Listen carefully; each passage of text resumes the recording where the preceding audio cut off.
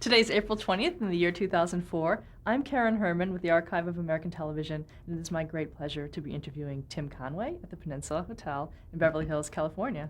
Wonderful. Hey, I did it. Very nice. Seems to be going pretty well so far. Okay, so let's start. We'll take about 10 minutes and talk about your early years and influences. Mm-hmm. Our first question is, what was your name at birth? My real name was Betty. We had some problems with that as I grew older, so my real name was Toma, T-O-M-A. It's a Romanian. Although on my birth certificate, well, that's what it is on my birth certificate, but my real name is Thomas Daniel Conway. But when I came to do the Steve Allen show and become a professional performer, there was another Tom Conway, the George Saunders brother, so we couldn't have two people with the same name because you would get each other's checks. So Steve Allen actually suggested that I just dot the O, so became Tim Conway. And you were okay with that? Yeah, oh yes, I never was quite crazy about Tom anyway. I think Tim so describes me. It's kind of a fun-loving name. Did you have any nicknames growing up?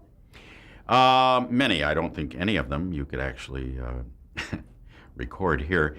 No, I guess I didn't. No, not really, no. I had a couple of, when I was boxing, I had they called me the Little Butcher. That's about it. Why was that? They thought that I was a vicious little boxer, and unfortunately I wasn't. But my mother made a pair of pants for me, and on the side it said Little Butcher. So I was quite a terror at 87 pounds. You know. When were you born? December 15th, 1933, in a little town called Willoughby, Ohio. And my mother had the $15 in her hand. I was born in a home. And then not too long after that, we moved to a town called Chagrin Falls, where I actually grew up. I was in Chagrin until I was 27 years old. So it was a marvelous little kind of a Tom Sawyer-ish type town, and everybody cared about you, and teachers cared about what you did in life. And there were three very influential teachers in that school that really sent me in the right direction at the right time. Very small school, is probably about 4,500 people in the whole town. Who were those teachers? Elsa Jane Carroll, that's her now, Elsa Jane Carroll. She was an English teacher. A coach, Ralph Quisenberry, who really was a big influence, both of them were on my life, and a shop teacher, Norman Fry. But Quisenberry was very athletic, and I was also kind of athletic, but I played all the sports, and I went out for gymnastics and football and basketball and baseball and everything. So I think that's probably where I accumulated all the enthusiasm for being kind of an athletic performer. Elsa Jane Carroll was the kind of lady who understood, I think I was probably dyslexic a little. And so she understood that there was some problems there and helped me with a lot of things and sent me in the right direction. A shop teacher who was always willing to whack you if you weren't going well. So the combination of all three of those personalities really was a tremendous influence in my life. What about your parents? What are their names? My mother's name is Sophia Conway, was Sophia Conway. My father's name was Dan Conway. My dad was an Irish chap who came to this country by himself when he was 18 years old. He came over as a whip, which in Ireland, when you have fox hunting, the guy with the whip that keeps the foxes all in line and everything is called a whip. He came to this country thinking that he would get a job as a whip. And I don't know where you live, but if you look in your backyard on Saturday, there's not too many whips going through. So he eventually just became associated with, at that time there were a lot of polo being played, so we worked for very wealthy people, taking care of polo ponies and exercising and racehorses and things of that nature. So I became quite fond of the equestrian area. My mother was just worked for a lot of, I always thought we were very rich because we were always living in big houses, but she was actually working for a lot of rich people. So I had kind of an easy bringing up time, actually. Did you have any sisters or brothers? Not that I know of, no. No. What did you want to be when you grew up? Well, at first, of course, I wanted to be a cowboy and then a fireman and all of that. But I actually wanted to become a jockey. I weighed about 95 pounds when I was in the 11th grade in school, and my dad had training a couple of horses at the time, and I was galloping a few, and I actually wanted to be a jockey. If it weren't for the fact that I was terrified of horses and fell off as much as I did, I think I could have been a really very, very good jockey. Was there a lot of humor in your home? Humor that nobody knew about. Yeah, my parents were hysterical, but had no idea that they were. My father one time hooked up a doorbell in our house. He always did his own work. And he hooked it up backwards so it rang all the time except when you pressed the doorbell. So we would sit around at night and listen to this, and I would say to my dad, I think that's hooked up backwards. He'd say, leave it alone. And when it would stop, he'd go, I'll get it. Until that finally burned out. And then we had a tornado came through town one day. We were sitting on a Sunday afternoon. It was about 3 o'clock in the afternoon. All of a sudden, everything went red. And this tornado came right up the river we were living close to. And it was like a bomb went off. It took the roof off the house next door across the street and took a tree out of our yard and just threw it down the street, and wires cracking and everything. My dad got up, went to the screen door, looked out, saw this house, no roof, this tree down the street, wires and everything, and he looked out and he said, damn kids.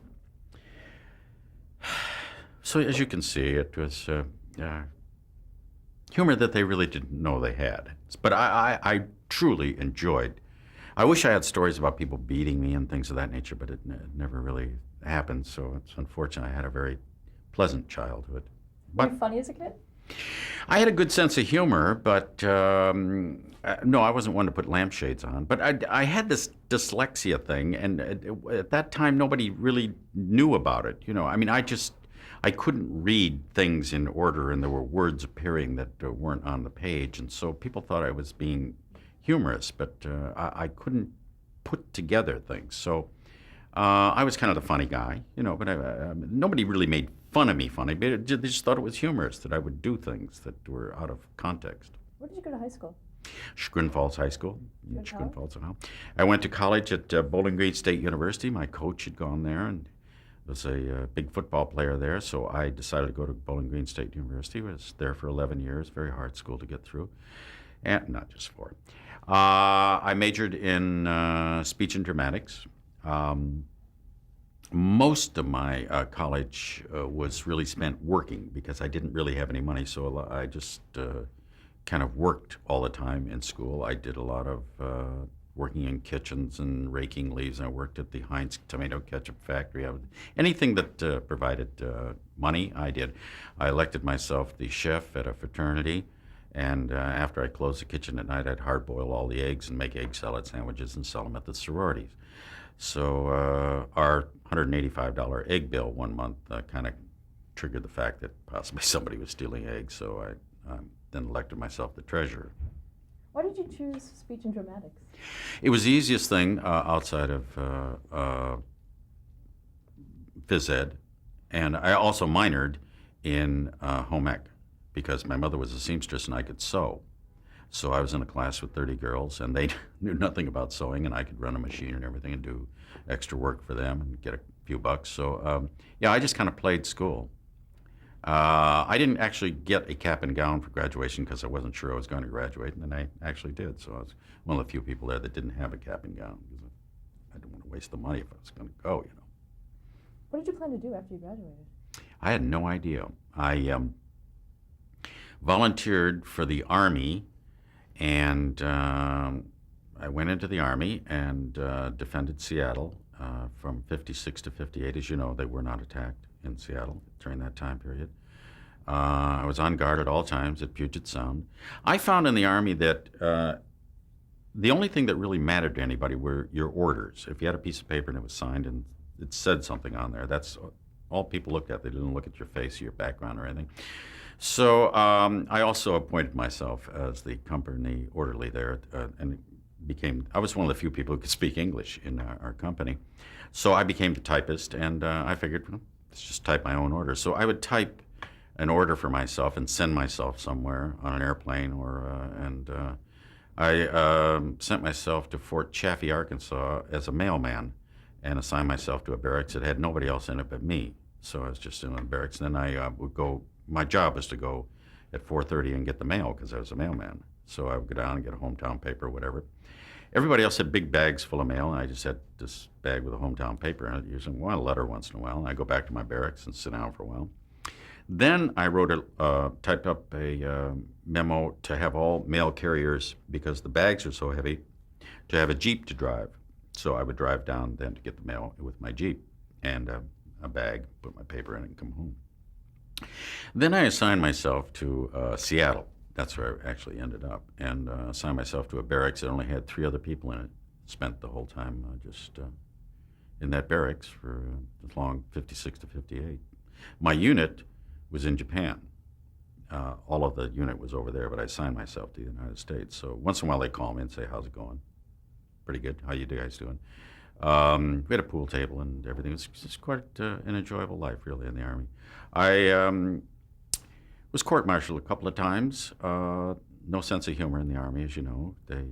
I was on guard duty one night and didn't have my rifle. They're very touchy about trying to keep your rifle close to your body in case of an attack and everything. But I was guarding a service club with pool balls and ping pong balls and cards and things, and I didn't think anybody would be stealing those. It wasn't even wartime. And the lieutenant came around the corner, and you're supposed to say, "Halt, advance, and be recognized with your rifle." And I didn't have mine because I had lost it. So I picked one of those large white neon tubes out of the garbage light, and I held it on the lieutenant, and I said, "Halt, advance, and be recognized." And he said, "What is that?" And I said, "It's a light bulb, and if you come any closer, I'll turn it on." And I went from there to a small meeting, and then I painted rocks white over here and then put them over here for 2 weeks. And the meals are pretty good there, and then a couple of other things, that they just didn't understand my sense of humor in the Army, but that's their responsibility. What did you do when you got out of the Army? I decided that I would get into show business. Why, I don't know. But I had a sense of humor. I memorized about 10 jokes out of a joke book, and I was going to entertain in Seattle. I started at a club. I did a kind of a stand-up, and I got a tuxedo, and I did the first show, which is like 5:30 in the afternoon. There's a couple of people in a trailer park going through, and so I got up for about 20 minutes and yelled at them, and the guy said, "I'll tell you what, since you have a tuxedo, why don't you just seat people?" So I became a maitre d' after the first show, and I was a maitre d' there for almost 2 weeks. So that was my introduction to show business. How did you come to work in Cleveland television? Well, I came out of the Army, went back to Cleveland because I lived near Cleveland in Chagrin Falls, and a chap named Jack Riley was going in the Army. Jack became a regular on the Newhart show, and there was a friend that I had graduated from working at a station in Cleveland, a radio station. They said, "Jack's going in the Army, and he works for this disc jockey. Why don't you talk to him and see if you couldn't have that job?" So I did, and the jockey's name was, or disc jockey's name was Big Wilson. And seemed to click, and I said, "What do you do?" And Jack says, "You write a few things for him in the morning." He's disc jockey, and then you do. He goes out and does record hops on weekends and things like that, and you can go with him. So I got the job, and I started there, and I started doing promotion work at the station. And the next thing you know, I just started getting into these promotions, and there was a chap working there, Ernie Anderson, who was the voice of ABC. He used to go on the Love Boat. And we decided that we would do a show. So we talked Channel 8 into doing a show in Cleveland. I was going to direct, and he was going to be the talent. I had never directed, and he had a minimum amount of talent. But the show was to go on at 9 o'clock in the morning, at 9 till 10:30, and play a movie during that time and have guests and everything. But I, as a director, couldn't figure out how to back time the movie so that it would end at 10:30. So the first week we showed all the movies, but 10:30 came up and the end wasn't there yet, so we had no endings to the movies. So people would call and say, "Where's the end of the movie?" And we'd say, "Well, Citizen Kane, it's a sled, what can I tell you?" So on Fridays we would show the ends of the movies, and people would have an opportunity to catch up on things. We couldn't get any guests on the show because the show was so bad nobody wanted to be a guest, so I was also the guest. So I just camera on and come out, and Ernie would say, "Hey, bullfighter," and we'd do something and fill up the time. And Rosemary from the Dick Van Dyke Show happened to be going through Cleveland doing some promotion work, and she saw one of those things, and she said, "That's hysterical." And I said, "Well, we're just fighting for our lives here." She said, "Let me just take something to Steve Allen, who was in Hollywood." She did. Steve liked it. He said, "Come on out and do it." I did about 3 shows for him out there, went back. They called for McHale's Navy. I said I didn't want to go. They fired me. So I went out there, did McHale's Navy, and the next thing you know, here I am. Going back to the Steve Allen show. I'll get it. Actually, let's Huh? stop. Okay. You're on the new Steve Allen show. Talk about working with Steve Allen. It was Steve was my favorite comedian and host and whatever. The first Tonight Show with Don Knotts, Louis Nye, Tom Poston, the Men on the Street. I mean, that was a ritual to me to watch every night. So when I got an opportunity to do Steve Allen, I thought that's as good as it gets. I mean, you're going right to the top, and I loved the man. All through my career, very fond of him and a very close personal friend with him, and got to meet Louis Nye, Don Knotts, Tom Poston, and all of that gang, Bill Dana and Pat Harrington and all of that. And they did 3 shows. It was at ABC, his Sunday show at the time. It got canceled, so I went back to Cleveland. But what did you do on his show, though? What kind of things? I did stuff that we were doing in Cleveland. I was, one of the things was I was the coordinator for the Cleveland Indians and was in charge of getting them from stadium to stadium, and did a screwy little thing around that. And Steve liked that, and we, I did a couple of other things that I already had written for myself of things that we were kind of doing in Cleveland. And then after that show went off, it just, that's why I said, hey, I did Steve. Why would I want to go on and do anything else? Now, how did you finally come to do McHale's Navy? How were you talking to it? Well, they said, this is nuts. You're going to be doing a series. You got to go. So I came back out and thought, well, what the heck? Why not? I had no professional training at all. I had a sense of humor and had been in front of a microphone, but as far as doing movies or series work or anything like that, I had no idea. And then to work with, Ernie Borgnine, Oscar winner, and what a tremendous actor, going from Marty, to From Here to Eternity, Fatso Judson. I mean, what a contrast of characters there. I mean, he played full scope, and all these guys who had been in the business and were trained to be actors. I had no training, whatsoever. So I thought, I'll just do what I think is amusing. I did. Boom. It worked. How was the show described to you? I would be kind of an offbeat, crazy little ensign, and Joe Flynn was going to be the captain, and Ernie Borgnine was going to be the head of this PT boat crew, and that's pretty much all I knew about it. And I was going to be one of, this silly guy who walked around who thought he knew everything and knew nothing. It's perfect for me because I knew nothing and thought I knew everything. How did you develop the character? I just did what I felt, might be humorous. It was this dumb guy, and as I look back on it now, the character, probably should have been arrested. I mean, it was just, a pretty broad character. And as I say, I had no business being in that business. And I went to Ernie Borgnine one day. It was in the afternoon, and I thought I'd show him how much I had learned about the business. And I said, "Excuse me, but what do you think my motivation is for this particular scene?" And he said, "If you don't get the shot by 5 o'clock, I'm going to kick you in the ass." So that was my only introduction to what to do in this business. Try to get it done by 5. How was working with Ernie Borgnine? Marvelous. He's this giant teddy bear. Whenever we meet again, he'll, "Hey, what do you say?" He gives you a hug, breaks a rib, you go back home, you try to get it put together, and then get out again after a couple months. No, he was wonderful. He really was. The whole show was, I've been so fortunate in my career in that I've worked only in shows that I've enjoyed. I mean, I never got into a situation where, these people we don't like, or that, or this, or that, or that. I mean, it's all just been wonderful, and everybody has allowed me to be me in all of these situations, so it just couldn't be any better, really. Talk a little about your 2 characters, how they got along. My 2 characters? Lieutenant McHale and... Well, yeah, McHale was like kind of he was the glue to this whole thing. I mean, Ernie was the only sensible one among all these people who were being so bizarre, and he was truly, the master of the show. So everybody else is being these idiots around this substantial character who was holding this whole thing together, and he was marvelous. He was, a very essential part of that whole show.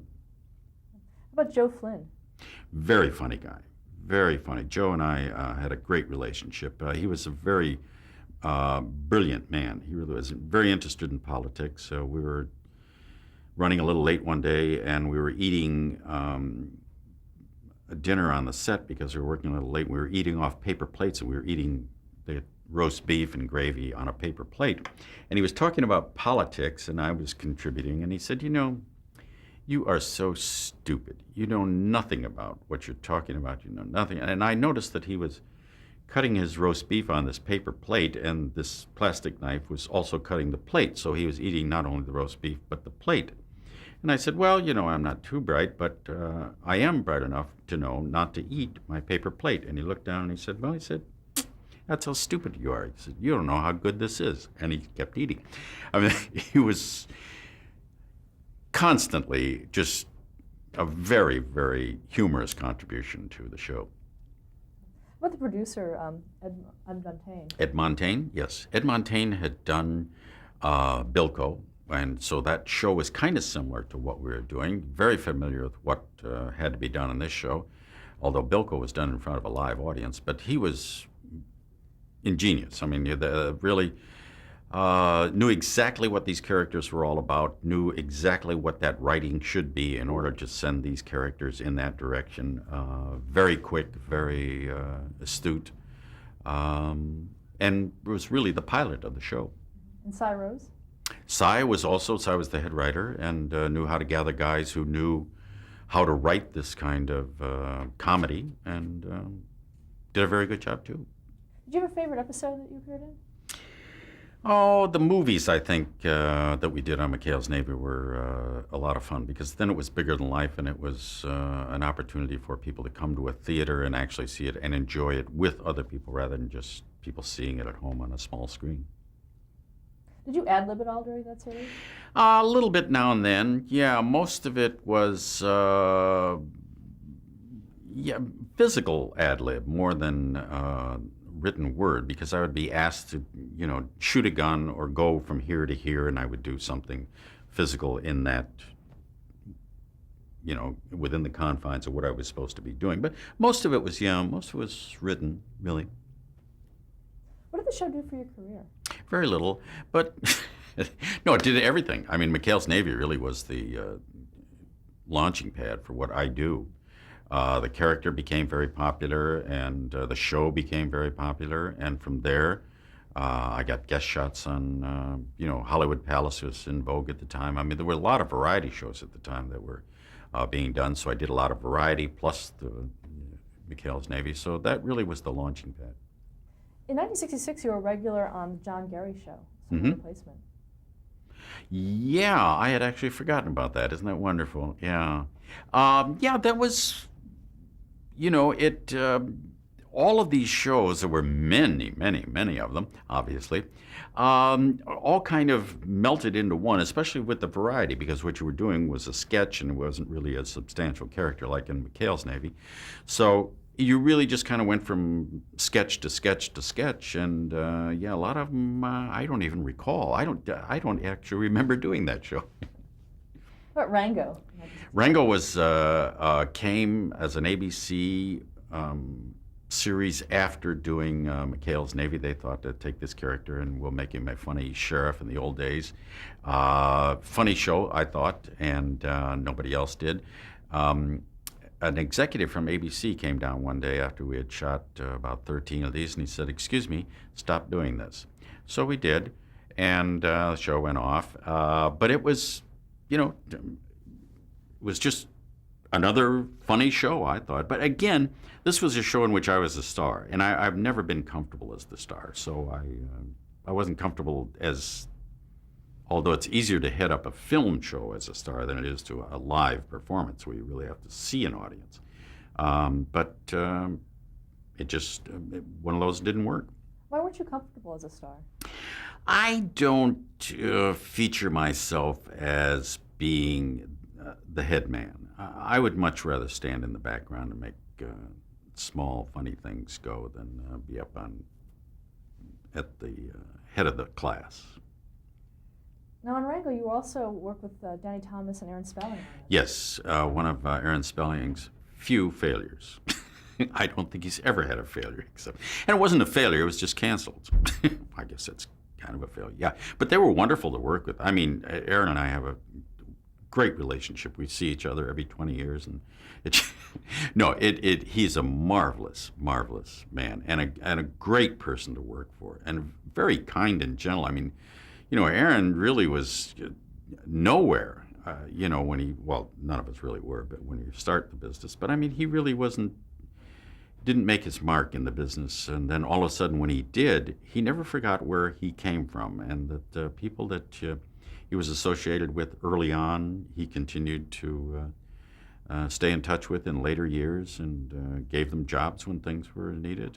He's a wonderful person, really is. In 1969, you hosted Turn On. Mm-hmm. Turn On is my favorite show. It really is, because I have an opportunity to talk about George Slaughter every time. George is wonderful. George, we're very good friends. And he decided that after Laugh In that he would do this show called Turn On. It was a little brisker than Laugh In. He was going to go another step further. It had kind of a weird sound and look to it and everything, and way ahead of its time. Now it would be, nobody would think anything of it. But it had a couple of jokes in it about the Pope and things like that. So the night that it was finally on, it's the only show, and it's in the Guinness Book of Records, it was canceled while it was on. It started in New York, and as it came across the country, Cleveland actually shut it off. It was on about 20 minutes. The station manager called up and said, shut that off. So as it came across the country, it was being canceled. So we had out here, we had a premiere party, and as it got here, it was also a cancellation party. So very economical. We just all said, well, that was great, and then went home. What was the format of the show? What was it about? Well, it was kind of like Laugh In. I mean, a lot of fast-moving and weird-looking things from time to time, angle shots and things people just weren't used to at that time. And as I say, a couple of jokes that were questionable about the Pope and things like that. So that went off in a hurry. It wasn't the time for it, and the Bible Belt was very upset, and it just, went away. Did you expect this to happen at all? Not really. As I say, I just do things. I didn't think it was that harmful. As I say, if you saw it today, you wouldn't even know what they were talking about that offended people. But in those days, the FCC had a pretty ironclad grip on things, and you just didn't do or say certain things. I mean, it wasn't filth. It was just questionable, kind of, What was George Slaughter's vision for it? I mean, did he expect it? I think he was treading a little bit on going a little bit further with Laugh In than it had. And so I guess it was going to be, and I was totally the wrong person for it, obviously. Cute little me. So it was really kind of, the wrong person for the wrong time. But as I say, you'd see it today and go, I don't understand what they're talking about. In 1974, you did the Crazy Comedy Concert. I did. ABC's after-school special. Remember that? Oh, yes. I think. Yeah. Yeah, they,